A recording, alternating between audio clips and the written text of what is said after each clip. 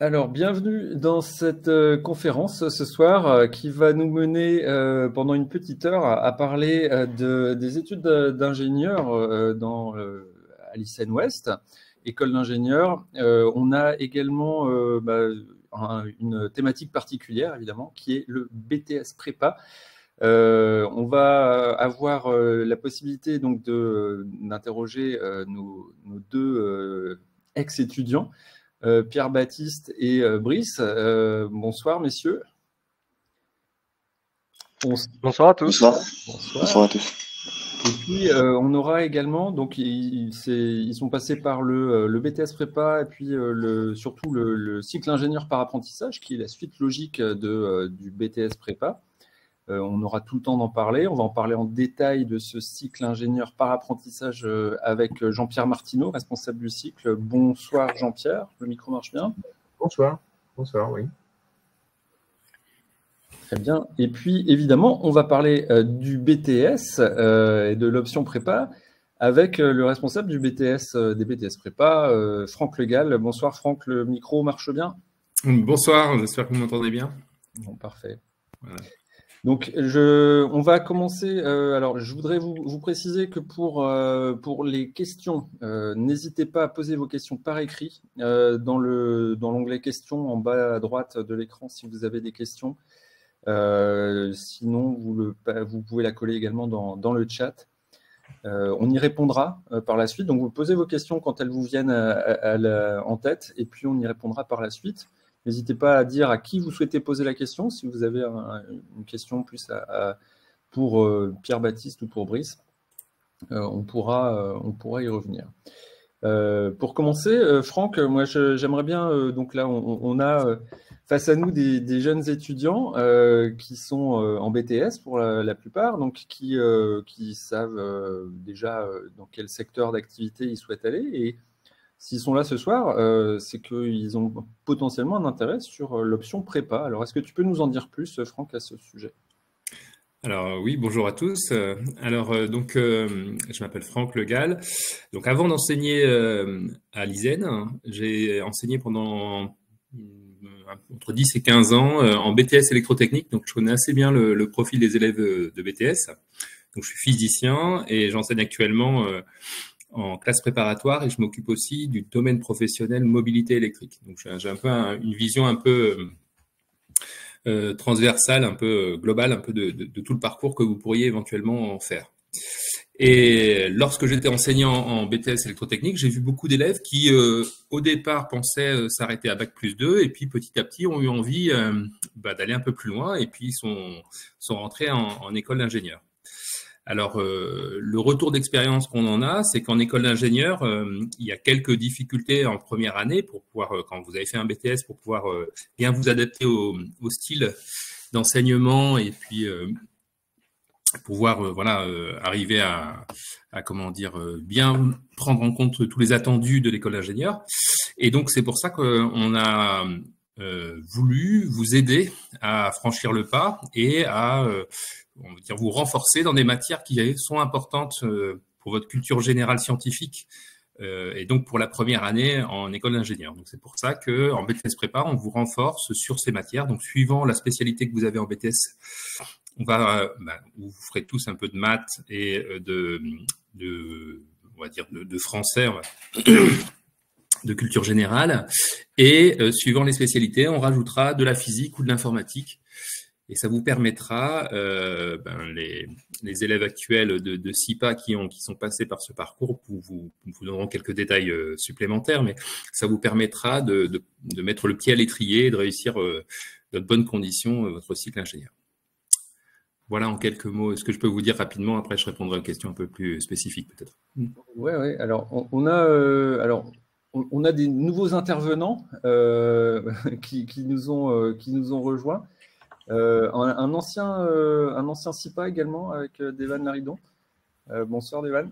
Oui, bonsoir. Tu pourras nous éclairer un petit peu sur ton parcours également.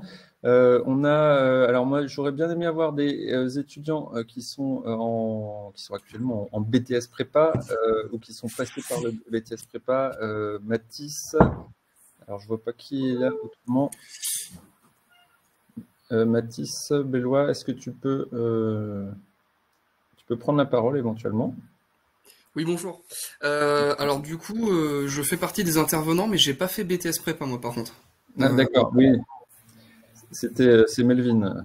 Oui, exact. Donc toi, tu avais fait une licence pro, c'est ça, après ton BTS? Exactement. J'ai fait un BTS SN, option électronique et communication.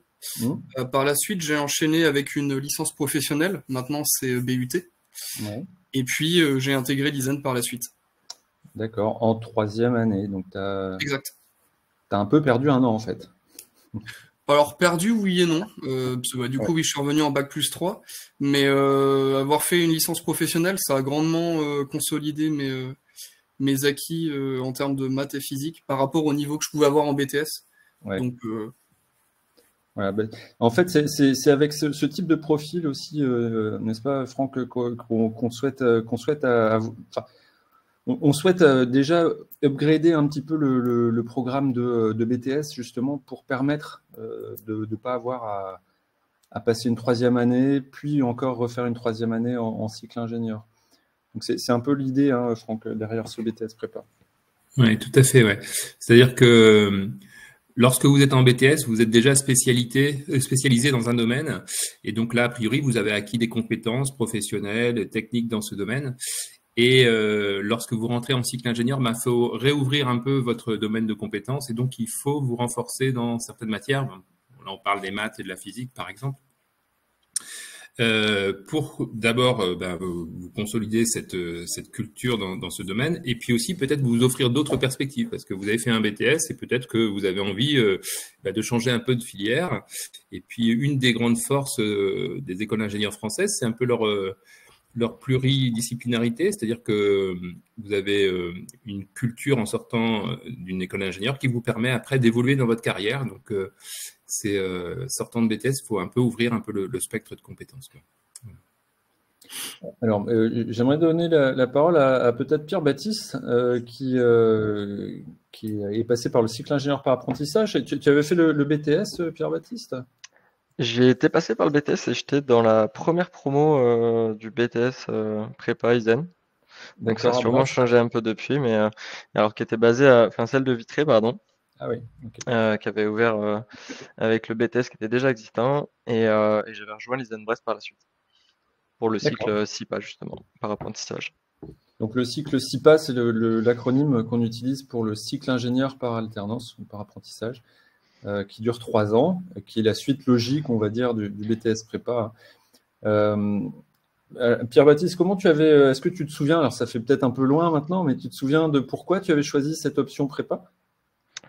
À vrai dire, la prépa, j'avais été très bien conseillée par une de mes profs à l'époque, et je savais que je voulais continuer les études, mais j'avais une grosse envie, c'était aussi de pouvoir travailler, d'allier le côté pratique et théorique. Et en fait, c'est cette prof qui m'a dirigé vers l'ISEN, et ça m'a permis justement de m'ouvrir des portes que j'avais pas en tête, de pouvoir continuer mes études et en même temps d'acquérir une expérience pro. Et c'est ça qui m'a vraiment décidé à rejoindre l'ISEN et le BTS prépa. D'accord. Et ce surplus de cours, comment tu as réussi à le gérer c'est vraiment important? Bien. C'est sûr que c'est une charge en plus sur la semaine. Après, nous, on avait l'avantage, je pense que ça reste toujours le cas, qu'on avait une promo relativement restreinte. Enfin, on avait un contact direct avec nos profs, et dès qu'on avait des besoins particuliers, ou en tout cas dès que le besoin se faisait sentir, on pouvait aller les voir, et ça permettait justement de mieux gérer cette charge de travail et de se préparer aussi pour la suite, parce que c'est vrai que quand on rejoint l'école, il y a un certain niveau qui est demandé, et le fait d'être passé par la prépa, je pense que ça nous y amène beaucoup plus facilement. Oui, d'accord. Bon, alors on va quand même parler, on reparlera tout à l'heure un petit peu de ce passage du BTS au cycle ingénieur. Moi, je voulais savoir aussi ce que tu fais actuellement. Tu travailles dans l'énergie. Ouais. J'avais pris la spécialité justement d'ailleurs en CIPA, en cycle par apprentissage. J'avais pris la spécialité énergie, et là je suis chef de projet photovoltaïque chez RWE, qui est un des leaders de l'énergie au niveau mondial.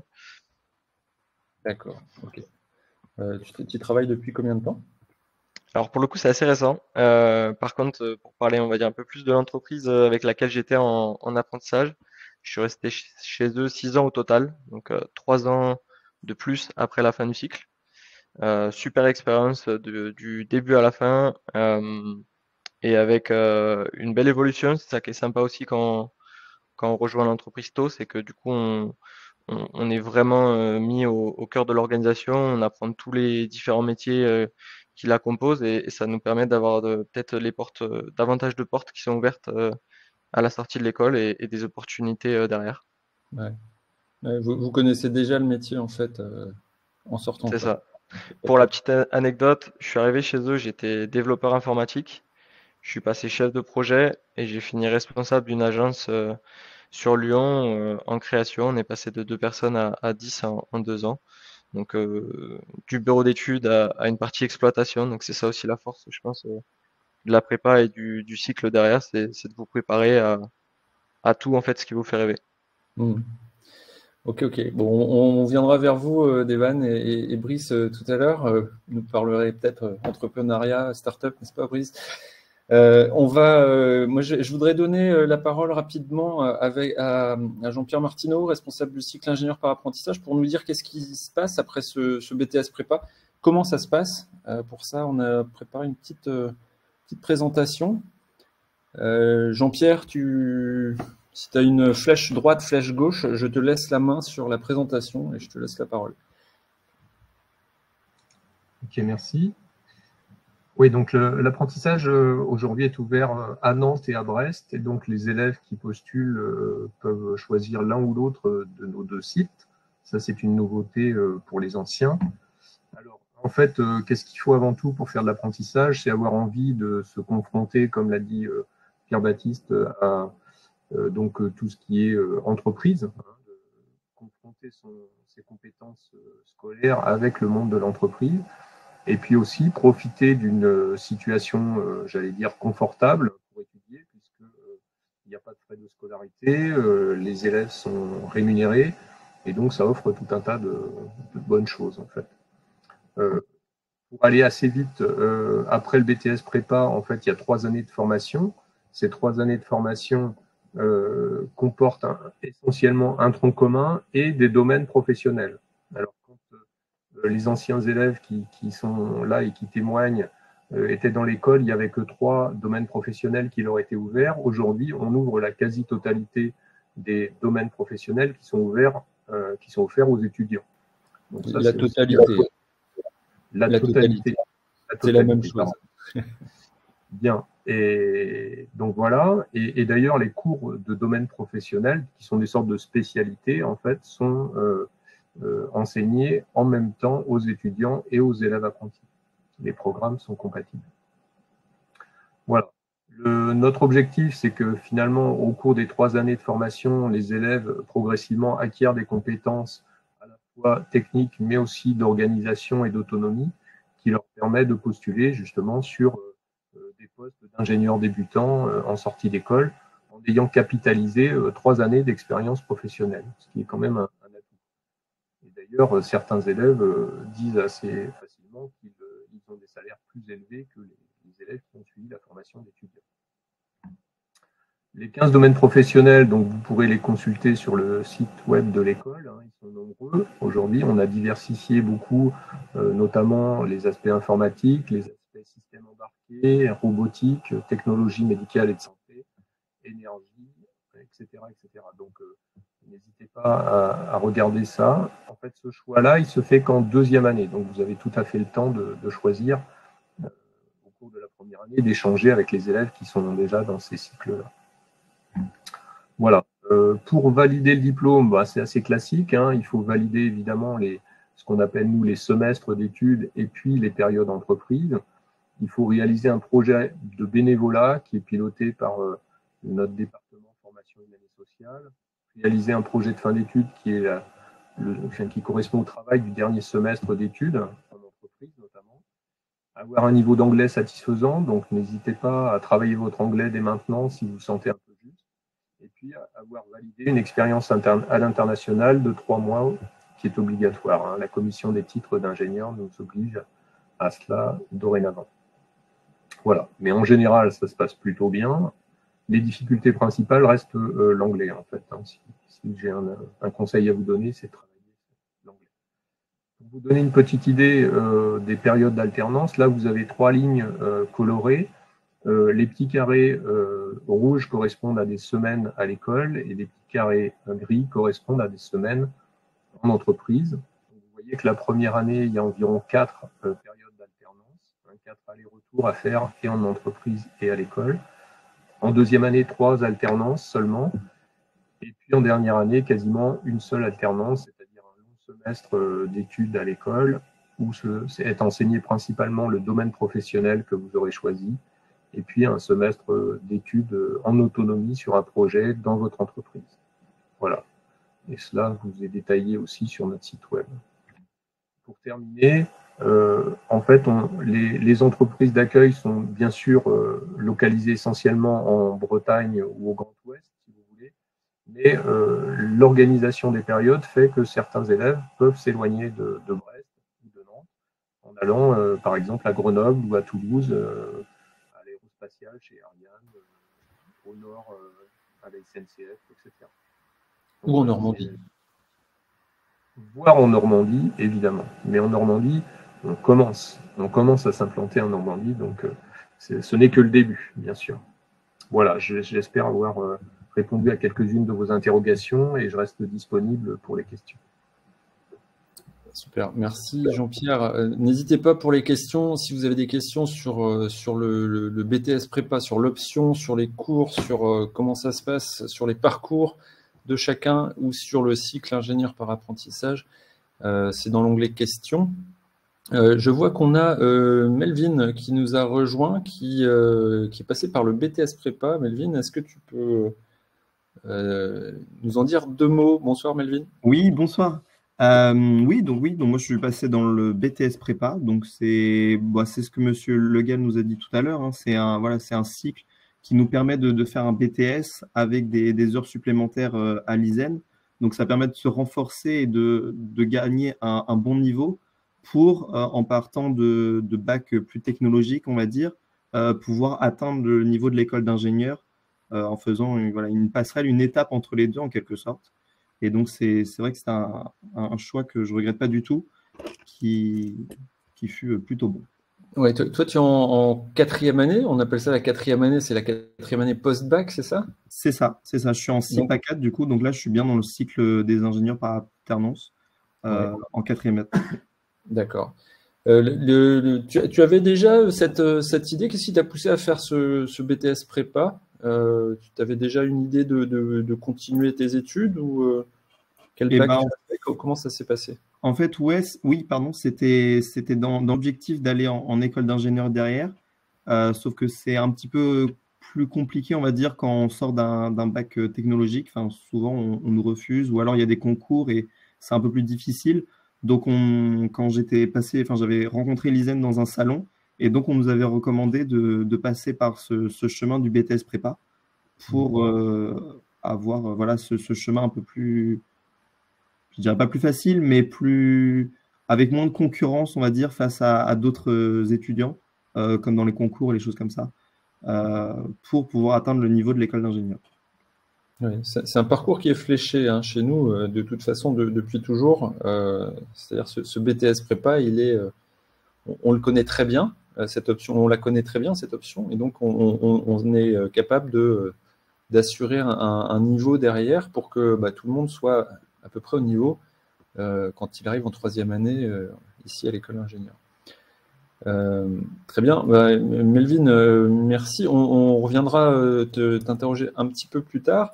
Le cycle ingénieur par alternance, c'est certes un tremplin pour rentrer dans une entreprise, mais pas que. On peut aussi entreprendre. Brice, tu en es un exemple, c'est ça?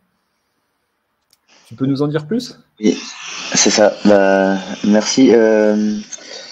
Donc moi je suis passé également par donc le cycle par apprentissage et oui tu as raison, ça permet aussi de prendre de l'inspiration pour entreprendre et donc oui j'ai entrepris aujourd'hui Et j'étais donc l'année en dessous de Pierre Baptiste, et j'ai entrepris donc avec un autre SIPA qui avait un an plus que moi également.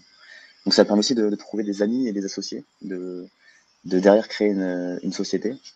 Et donc aujourd'hui, on a créé une société avec un collègue donc de SIPA et une personne qui est à l'étranger, que j'ai connue à l'étranger. Donc l'ISEN nous permet aussi de voyager et donc de créer un réseau à l'étranger et aussi en France et en Bretagne. Moi je ne regrette pas du tout d'être passé par le cycle SIPA à l'ISEN. Donc voilà.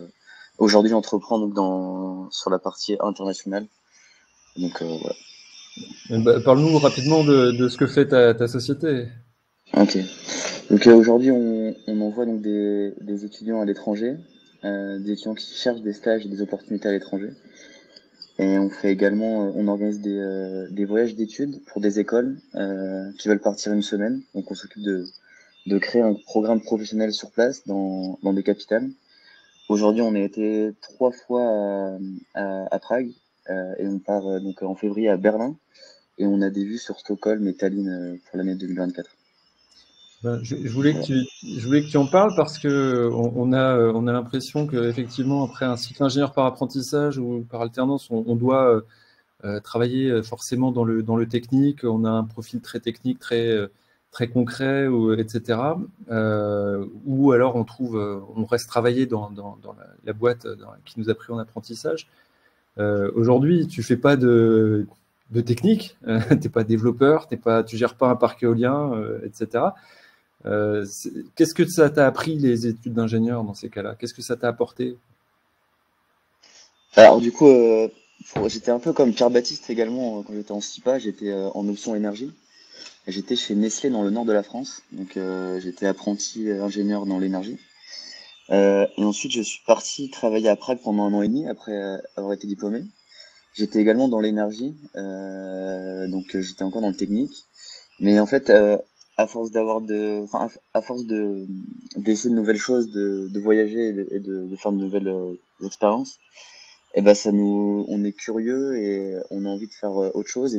Mais tout est connecté. C'est étape par étape.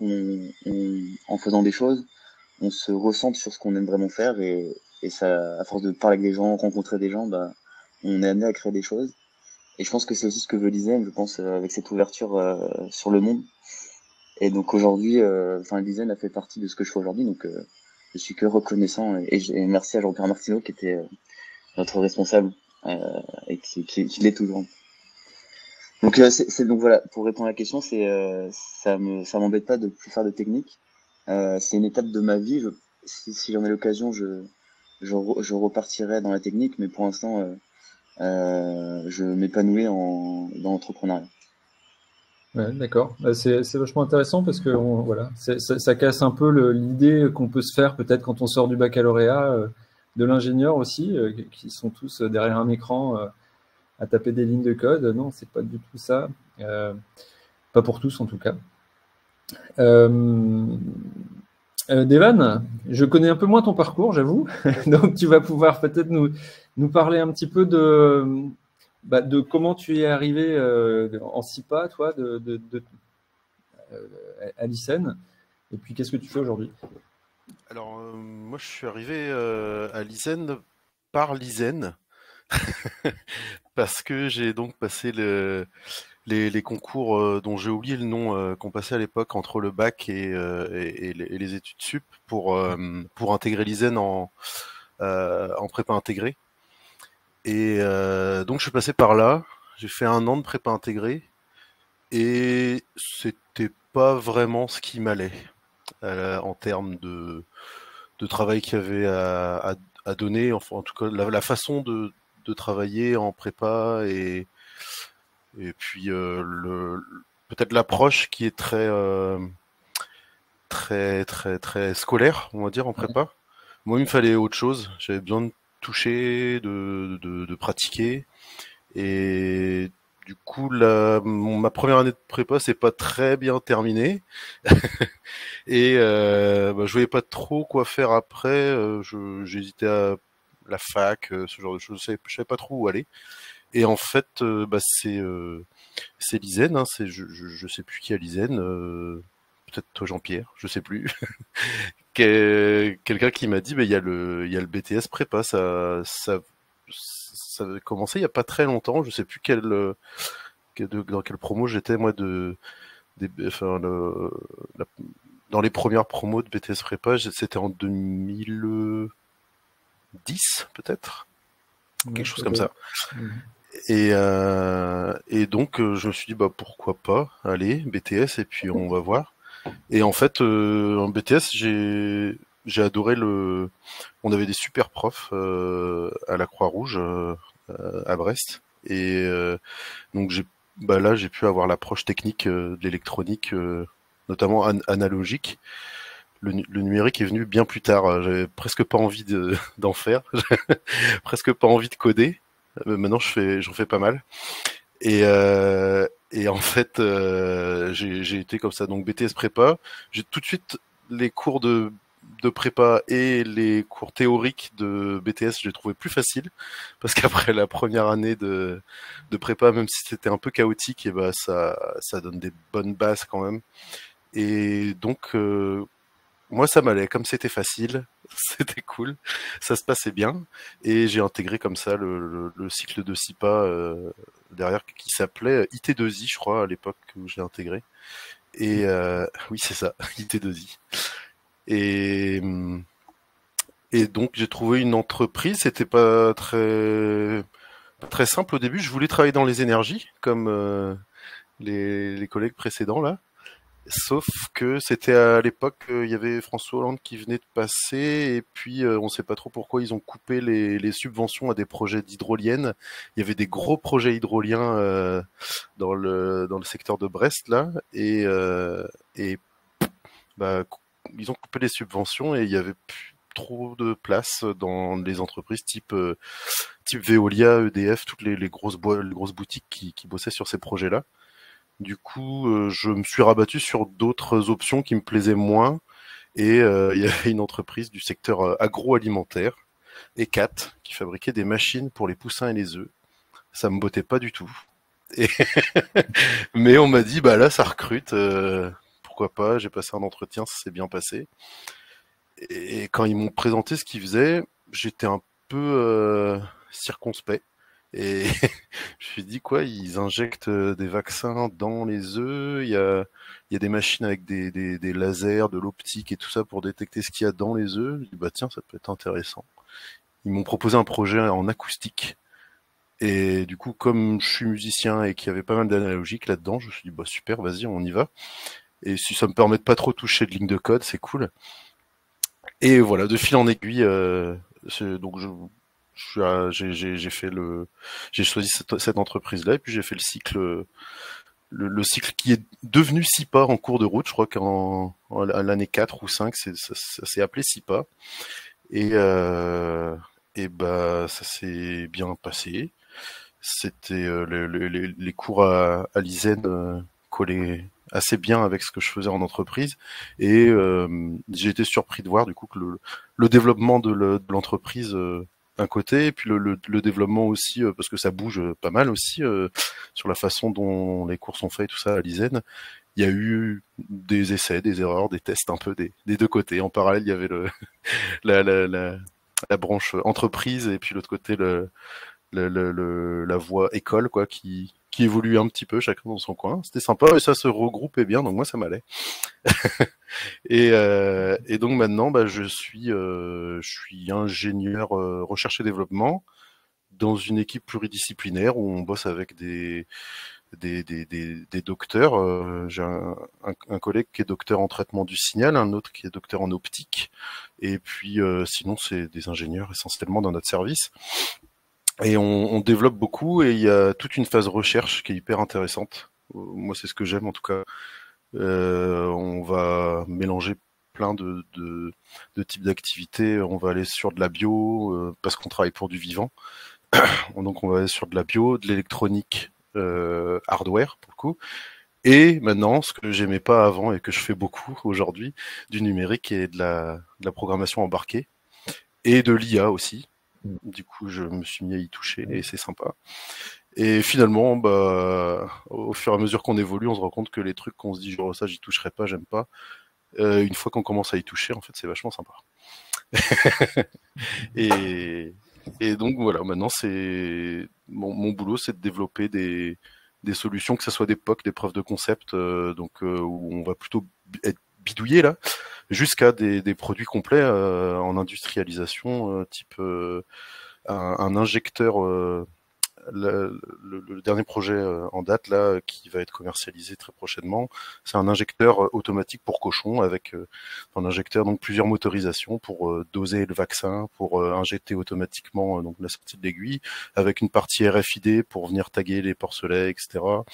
Plein de capteurs, donc là c'est vraiment de l'électronique embarquée, c'est électroportatif, ça fonctionne sur batterie. Et une partie connectivité, data management. C'est vraiment très complet. Et on a poussé on est des petites équipes à bosser sur ce genre de choses.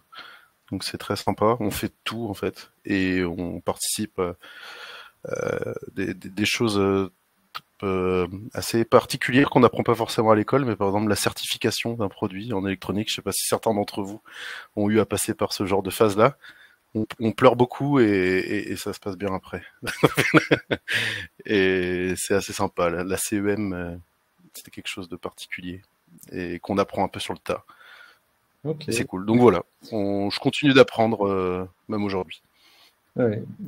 Alors c'est super témoignage, tous les trois en tout cas. Ça montre aussi la diversité quoi, des parcours et de ce que vous pouvez en faire par la suite. Il y a quelque chose qu'on n'a pas souligné encore, enfin si, tu l'as dit Jean-Pierre déjà, mais c'est une manière également de devenir ingénieur à pas cher, frais de scolarité parlant.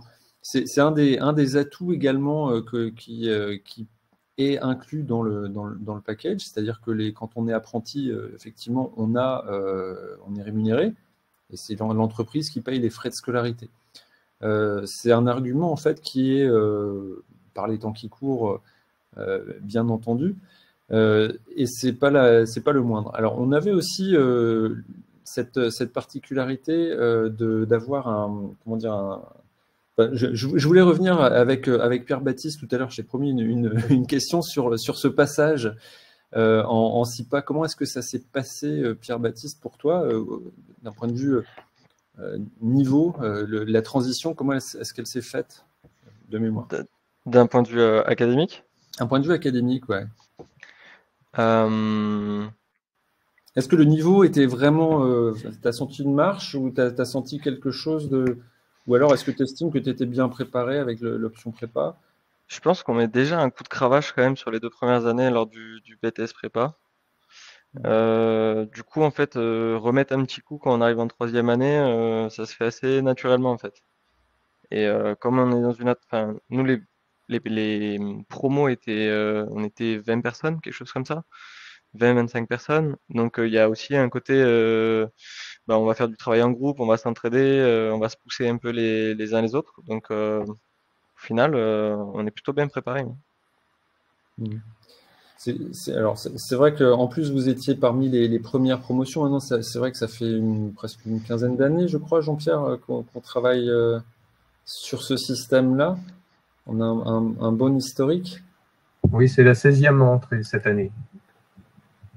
Oui, donc en fait, c'est quelque chose qui est entré dans les cursus classiques en fait à l'ICEN. Hein. C'est-à-dire aujourd'hui, il n'y a plus il y a pas de débat. C'est une filière à part entière. Pour autant, il faut avoir pris l'option prépa. Oui, tout à fait. C'est une filière qui se renforce d'ailleurs. Hein. On a de plus en plus de candidatures.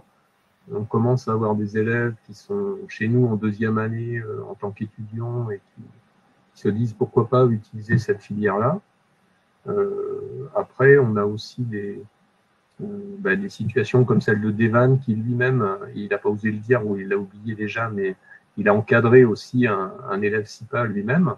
Donc, il peut y avoir une suite à tout ça. Et puis, c'est en général, comme je le disais, tous les élèves qui rentrent finissent par être diplômés. la petite difficulté qu'il y a pour certains, ça reste l'anglais. Voilà. Mais pour les autres cours, les élèves font les efforts. Je pense que les enseignants, Franck Le Gall intervient aussi en cycle par apprentissage. Il accompagne les élèves. Enfin, on a des enseignants qui sont compréhensifs et qui connaissent aussi les difficultés des élèves. Et puis, en général, effectivement, il y a aussi une entraide au sein de l'école. Les élèves sont assez solidaires en général. Si ça peut en motiver quelques-uns qui sont présents ce soir, il y a la possibilité, alors je sais plus, c'était en 4e année, Monsieur Martivaux, vous me direz, mais il y a la possibilité d'aller faire un semestre à l'étranger. Donc c'est vrai que nous, on avait été 4 à pouvoir partir.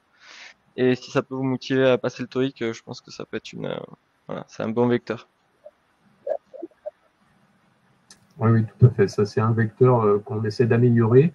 On a cette année plusieurs élèves encore, je crois que c'est 6 qui partent à l'international, essentiellement en Amérique du Nord d'ailleurs, au Canada. Et on est en train d'essayer de diversifier. On a renforcé notre direction des relations internationales et on va essayer de proposer des offres dans d'autres pays. D'accord. Alors, quand on est en BTS, comme nos spectateurs, qui ne posent pas d'ailleurs beaucoup de questions, c'est qu'on est très clair sans doute, ou alors ils sont très timides, donc n'hésitez pas à poser vos questions. Je pense qu'ils peuvent légitimement se poser la question de savoir quoi faire après le BTS prépa. S'ils font l'effort de faire cette option prépa, est-ce que c'est compliqué de trouver un contrat d'apprentissage par la suite, qui est une des conditions pour pouvoir entrer en cycle ingénieur par alternance? Comment ça se passe à ce niveau-là? Est-ce que les offres sont nombreuses, Jean-Pierre, diversifiées? Oui, alors en fait, on n'a pas de difficulté de ce point de vue-là, mais peut-être que Melvin pourra témoigner de cela, puisqu'il a cherché ça l'an dernier. On a cette année recruté 10 BTS prépa qui ont tous trouvé une alternance, donc ça n'a pas été un problème. C'est une question. On prépare les élèves, on les aide à reformuler leur CV, on peut les entraîner aux entretiens de recrutement. Donc il y a un accompagnement de l'école. Et puis on a une plateforme qui présente des offres aussi. Les candidats peuvent par eux-mêmes chercher une entreprise, mais l'ISEN reçoit des offres et on les relaie auprès des élèves qu'on a sélectionnés. Melvin, peut-être, pour témoigner de cela? Oui, Melvin. Oui, en fait, c'est à peu près exactement ce que M. Martineau vient de dire, c'est que l'ISEN nous aide quand même beaucoup. On a donc un site qui s'appelle Job Teaser qui met en lien des personnes, des entreprises qui recherchent des alternants et nous. Et moi, c'est par ce site-là que j'ai trouvé mon alternance, justement. J'ai postulé à une offre et après, je n'ai pas hésité à relancer l'entreprise, on va dire, pour avoir des réponses. Et c'est comme ça que ça a fonctionné pour trouver mon alternance. Et après, c'est vrai qu'on a aussi eu des cours avec, dans nos cours de FHS, donc de formation humaine et sociale, pour refaire nos CV en mieux, pour apprendre à faire des entretiens, pour se préparer vraiment au mieux pour trouver cette alternance. Donc oui, pour ça, on est quand même beaucoup aidé, donc ça facilite les choses. Et toi, donc Melvin, actuellement, tu es en plein apprentissage. Tu travailles dans quelle société et comment ça se passe? C'est ça. Donc là, moi, je vais rentrer dans la 2e année je vais bientôt retourner en entreprise pour ma 2e année d'alternance. Donc, je suis dans une entreprise qui s'appelle Merio, qui fabrique des caméras pour les drones. Et donc, je m'occupe de faire la partie électronique, donc de designer et de fabriquer les cartes électroniques qui vont dans les caméras des drones. D'accord. C'est un sujet qui t'intéressait initialement ou... Ouais, voilà. En fait, je cherchais vraiment quelque chose qui était dans l'électronique, pas forcément sur un milieu particulier, que ce soit les drones ou que ce soit autre chose, mais j'avais envie de faire plus de l'électronique numérique plutôt même. Et donc là, c'est une entreprise où, comme c'est une petite boîte, j'aimais bien le côté familial de l'entreprise et le côté un peu plus touche à tout en quelque sorte de l'ingénieur, où on apprend à faire beaucoup de choses dans l'entreprise. Ouais, très bien. Et Tu as déjà une idée du domaine professionnel que tu souhaiterais intégrer? Je ne sais pas si vous avez dû rendre vos souhaits pour l'heure ou pas. Pour l'instant, oui, on a eu à faire un premier souhait où j'ai choisi robotique parce que c'est un qui se rapprochait, on va dire, de ce que j'avais envie de faire. Et on a eu des présentations de tous les domaines professionnels qui étaient possibles. On en a même eu plusieurs fois, donc ça nous laisse bien le temps de réfléchir et de choisir. Et j'ai quand même, et c'est celui que voilà, je préférais. On posera la même question à Mathis tout à l'heure. Il y a une question de Stéphane. Est-ce que les élèves qui ont fait BTS Prépa ont été refusés à ISEN car le niveau était trop faible? Est-ce que ça arrive, Jean-Pierre? Il faut mettre ton micro. Ça peut arriver, mais en général, c'est au moment de la deuxième année du BTS qu'on le déclare, en fait. Hein. C'est-à-dire que les élèves, on les accompagne pendant environ 1 an et demi, hein, la première et le début de la deuxième année. Et en général, au conseil de classe de janvier de la deuxième année, on leur dit si on les prend ou si on les prend pas. Mais en général, ils ont déjà été avertis en fin de première année. C'est-à-dire qu'en fin de première année, on leur pose la question. C'est assez rare, hein, mais il peut arriver qu'il y ait un élève ou deux qui soient en grande difficulté. Très souvent, c'est parce qu'ils ont relâché en fait leur travail. C'est pas forcément une question de capacité. C'est la plupart du temps une question d'engagement dans cette formation qui est complémentaire au BTS et qui nécessite, comme l'a dit Pierre-Baptiste, un peu de travail quand même. Donc, il faut se concentrer bien sûr sur le BTS, mais il faut aussi ne pas oublier la partie prépa. Et voilà, donc c'est assez rare, mais ça peut arriver. Disons que c'est un très faible pourcentage d'échecs quand même. Ouais. C'est vrai que c'est un parcours, on appelle ça un parcours sécurisé, c'est-à-dire qu'on a cette possibilité de continuer en cycle ingénieur, mais au final, si on a les bonnes notes pour avoir le BTS, on reste avec son BTS. Donc, c'est tout bénéfice. Mathis, alors si vous avez d'autres questions, n'hésitez pas, hein, il nous reste quelques minutes encore. Mathis, on reviendra. Il y a une question qui a été posée par Alban. Bonjour, comment se passe le passage vers les années supérieures et si nous ratons une année, que se passe-t-il? Alors, je pense que je peux répondre. Oui. La première chose, c'est que il faut savoir qu'en général, quand un semestre n'a pas été complètement validé, on propose des épreuves de rattrapage. Donc ça, c'est la première chose. On ne va pas laisser un élève se cracher comme ça. Et ensuite, ce qui peut se produire, si tout à fait en fin de scolarité, il y a des unités de valeur qui n'ont pas été validées, on propose une solution alternative. Alors, ça va d'une inscription complémentaire dans de rares cas. Ça peut être aussi l'occasion de reproposer des rattrapages en dernière année. Mais en général, si vous voulez, durant le contrat de 3 années, il est très rare qu'on puisse organiser un redoublement, par exemple, si ça peut être l'objet de la question. À partir du moment où le contrat de travail dure 3 ans, il faut que la formation dure 3 ans. Dans le cas où il y a des problèmes académiques, on peut demander à l'élève de redoubler. C'est lui qui décide. Et dans ce cas-là, il faut renégocier avec l'entreprise soit un nouveau contrat, soit un engagement à prendre, enfin, à ce que l'élève ait un deuxième contrat d'une année pour terminer sa scolarité. Vous voyez, c'est comme ça que ça se passe. Là, j'ai sur l'ensemble des élèves qui sont dans l'école actuellement, donc il y en a environ 70 à 80. Il y en a un seul qui a redoublé, à ma connaissance.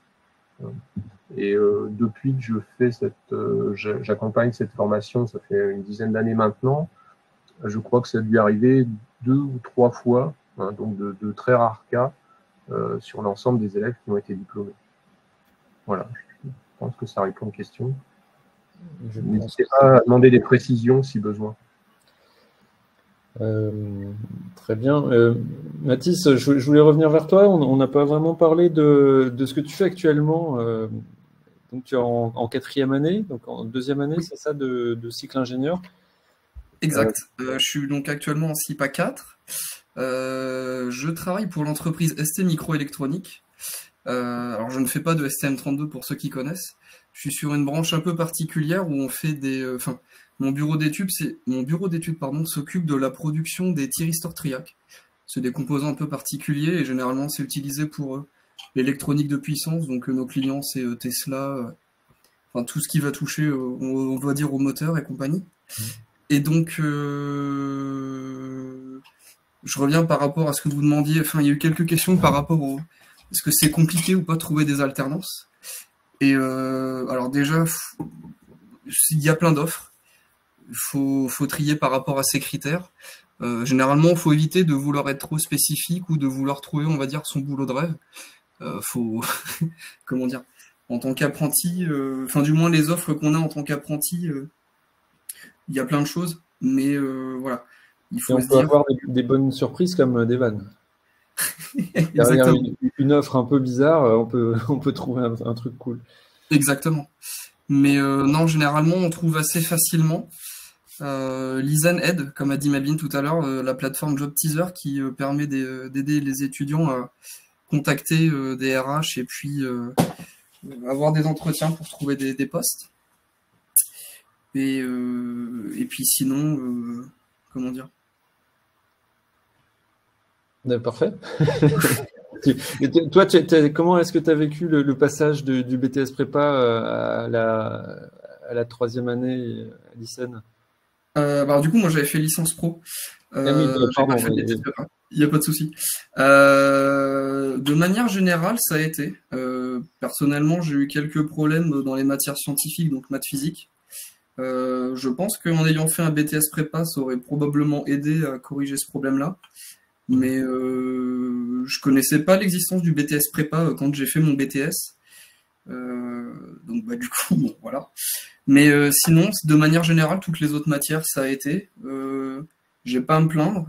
La plupart des professeurs accompagnent les élèves. Et c'est vachement agréable parce que bah l'ISEN, je connaissais pas trop. Je savais pas du tout vers quoi m'orienter. Puis je me suis dit, mince, ingénieur, enfin, ça demande quand même un certain niveau, ça va être compliqué. Et puis finalement, ça a été. Alors évidemment, il faut travailler, hein, faut pas non plus se dire je rentre à la maison et puis on n'a rien à faire. Il y a toujours un peu de travail à faire si on veut réussir, mais de manière générale, non, je recommande clairement d'avoir fait. Enfin, c'est les étudiants qui veulent faire CIPA, je les encourage à venir, enfin du moins à vouloir faire ce cursus, c'est super. L'école est cool, et puis bah ça permet surtout de commencer le monde de l'entreprise, d'avoir un travail, ça permet d'avoir une expérience sur 3 ans. Qui, bah, de 1, est notifiable dans le CV. Ça aide beaucoup par la suite à trouver un poste. Et puis c'est surtout que, bah, comme dans la plupart des cas, je pense, comme du coup on a été formé par une entreprise, généralement l'entreprise va nous proposer un poste directement et du coup, bah, c'est tout bénéfique pour les étudiants. Ouais. Vous avez votre diplôme et vous avez déjà 3 ans d'expérience quasiment, quoi. C'est ça. Il y avait... Alors, très bien, merci Mathis. Franck, est-ce qu'on a une... Alors, les étudiants qui nous regardent actuellement, BTS, qui se posent la question de prendre l'option prépa, de ne pas la prendre, etc. Comment ça se passe concrètement? Est-ce qu'on peut prendre en cours de route les cours en cours d'année? C'est quoi les implications? Ben là, donc pour ce qui se passe en Normandie, on est au tout début du processus. Donc là, c'est vraiment la mise en place du BTS prépa. Donc pour l'instant, il y a plusieurs candidats qui ont commencé l'année en BTS prépa et on a décidé d'accepter d'autres candidats dans le cours de l'année. Donc une fois que le système sera rodé, je suppose que ça sera plus difficile d'y rentrer, mais en tout cas pour l'instant, il y a encore des opportunités, on va dire. Ouais, d'accord, c'est un peu plus, c'est une année particulière, notamment en Normandie. C'est plutôt flexible en Normandie. Tout à fait. Ok, donc en plus en Normandie, on a actuellement 5 BTS, 5 lycées qui accueillent. Il faut bien préciser que le BTS prépa, c'est une spécificité ICEN. C'est-à-dire que si vous tapez BTS prépa ailleurs, vous risquez pas de. Enfin, à ma connaissance, il n'y a pas d'équivalent. Donc, c'est une formation ICEN l'option prépa. Vous pouvez la faire valoir ailleurs éventuellement, mais c'est déjà un fléchage prononcé sur les études d'ingénieur par la suite au sein de l'ICEM. Je pense que ce qu'on peut dire, c'est que pour un élève qui arrive en BTS, c'est pas évident de se projeter sur la fin du BTS et ce qu'on va faire après. Donc, je pense que le BTS prépa, c'est une opportunité. On garde une porte ouverte au cas où ça serait intéressant de poursuivre. Donc, effectivement, si actuellement il y a des élèves qui souhaitent y rentrer, il ne faut pas qu'ils hésitent. C'est pas une charge de travail non plus trop importante, mais c'est une première mise en jambe qui est intéressante pour pouvoir après arriver en cycle ingénieur dans de bonnes conditions.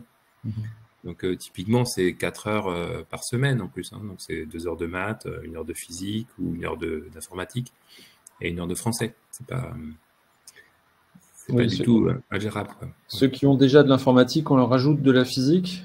Et ceux qui ont de la physique, on leur rajoute de l'informatique. C'est ça. Voilà, il y a plusieurs BTS en fait. Alors, les spectateurs peuvent ne pas avoir ça en tête, mais c'est vrai qu'il y a des BTS système numérique, d'autres des ciels, etc. Donc, on adapte à chaque programme. Ok, il n'y a plus de questions. Et on arrive à la fin de l'heure qui nous était plus ou moins, qu'on visait plus ou moins. Si vous avez une dernière question, je vous laisse quelques secondes pour la poser. Sinon, je vais vous remercier, messieurs. Alors, il est à noter qu'il y a quelques filles quand même, hein, en BTS prépa et en cycle ingénieur par apprentissage. Elles ne sont pas nombreuses, elles ne sont pas assez nombreuses. Mais voilà, nous sommes entre gars pour ce webinaire. Eh bien, écoutez, pas de questions. Écoutez, les ingénieurs ICEN, Pierre-Baptiste, Brice, Melvin, futur ingénieur Melvin et Devan et futur ingénieur Mathis, je vous remercie beaucoup de votre participation. C'était sympa de vous avoir. J'espère vous voir peut-être en présentiel bientôt. Merci Franck, merci Jean-Pierre. Vous, je sais que je vous verrai en présentiel rapidement. Merci, bonne soirée. Bonne soirée. N'hésitez pas à regarder le replay si vous le souhaitez. Si vous avez raté le début, le replay va se lancer 1 minute après la fin de l'événement et vous pourrez le regarder à foison autant de fois que vous le voulez. Merci messieurs. Merci, bonne soirée. Merci, bonne journée. Merci, bonne soirée. Bonne soirée.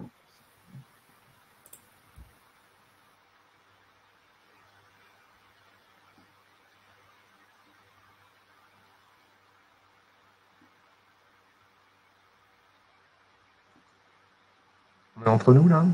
Non.